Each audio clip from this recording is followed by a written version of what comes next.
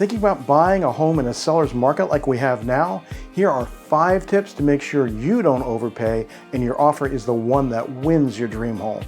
Shh! Our final tip is a secret many agents aren't even aware of.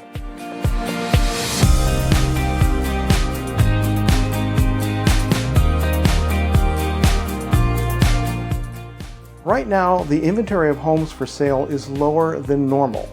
But with interest rates so low, it can still be a great time to buy a home if you do it right. With many homes receiving multiple offers, there may be competition for your dream home.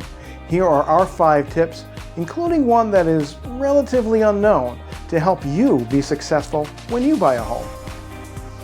Tip number 1, be prepared.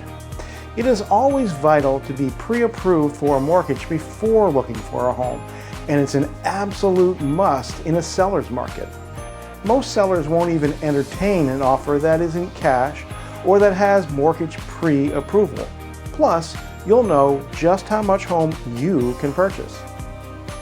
Tip number 2, move quickly. Know what you want in a home before you start visiting in person. Once you find the home you love, don't hesitate to make your offer. Even if your home has been on the market for some time, don't assume it will be there next week. One home we sold recently had 7 offers at its first and only open house. Know what you want, how much you want to spend, and be ready to act. Tip number 3, make a strong offer. Price is not the only component that makes a strong offer. It certainly is one part, but the best offer isn't the highest offer, it's the one that actually closes. There are 3 things that make an offer strong. One is price, another is terms, and the third is intention. Price is obviously important. In a seller's market, don't expect to pick up a bargain by paying far under market value. Right now, homes are selling for about 98% of asking on average. If you offer $250,000 for a $300,000 home, you will probably not even have a chance to negotiate. Consider offering favorable terms. For example, you could offer flexible closing dates or pick up some of the closing costs usually borne by the seller, or be creative. The sellers may have furniture that they don't intend to keep. You could offer to handle the coordination with charities to pick it up. And show intention to close.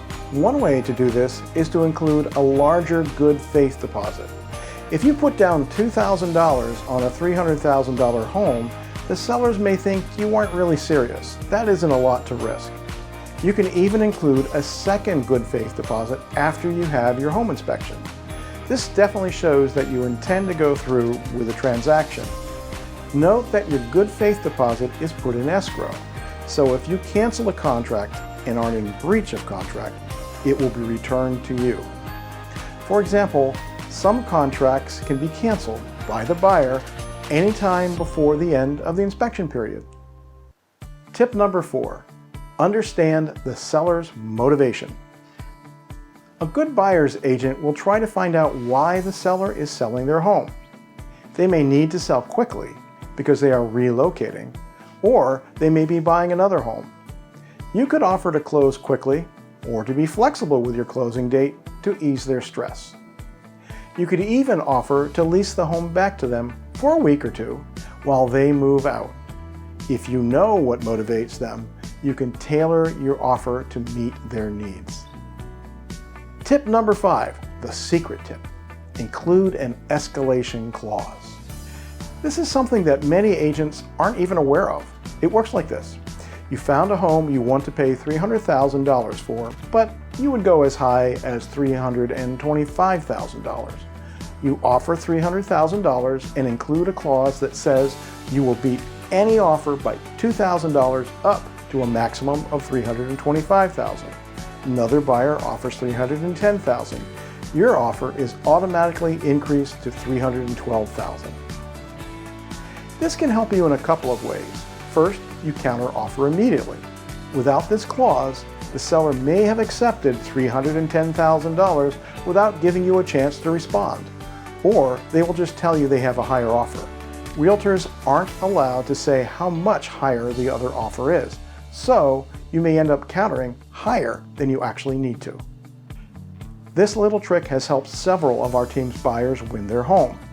And a friend of ours in another state lost their dream home because their agent didn't want to include an escalation clause. But this technique should only be used when you have reason to believe there will be multiple offers. It does sort of give your hand away by stating your maximum purchase price. Okay, there you have our 5 tips for buying a home in a seller's market. While you're here, go ahead and download our current Sarasota real estate market update. It's free, and there's a link in the description. It has the latest market stats and several helpful articles. An informed buyer is a wise buyer.